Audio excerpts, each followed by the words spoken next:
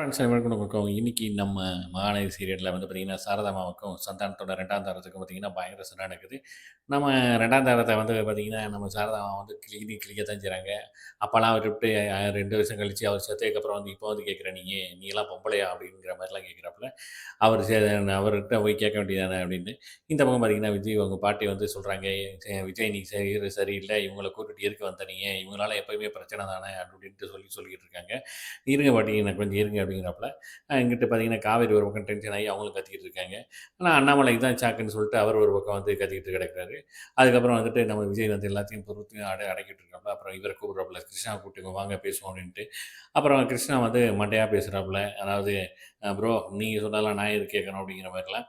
"கோர்ட்ல கேஸ் போட்டு தானே பார்க்க வேண்டியது தானே" அப்படின்னா, "அதெல்லாம் என்னால முடியாது. நீங்க இங்கேயே செட்டில் பண்ணிடுங்க, ஃபைனல் பண்ணி விடுங்க" அப்படிங்கிறாப்புல.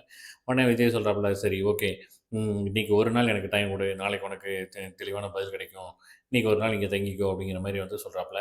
சரின்ட்டு உள்ள போயிட்டு பேசுறாப்புல அவங்க பாட்டிட்ட, "எனக்கு ஒரு ஹெல்ப் பண்ணுங்க" அப்படின்ட்டு. பாட்டி முதல்ல ஒத்துக்கிற மாட்டேன்ட்டாங்க. அவங்க எல்லாருமே ஒத்துக்கல. அப்புறம் மறுபடியும் வந்து எல்லாரும் ஓகே சொல்லிடுறாங்க. சரி அவங்க சித்தப்பாவுக்கு வந்து ஒரு கண்டிஷனோட, "நீ எதுவும் பேசக்கூடாது. பேசாம வாய மூடிட்டு இரு" அப்படின்ட்டு நம்ம விஜய் வந்து சொல்லிட்டு வெளியில கூட்டு வராப்புல. வெளியில கூட்டு வந்துட்டு, "ஓகே நீங்களும் உள்ள இந்த வீட்டுக்குள்ள இருங்க.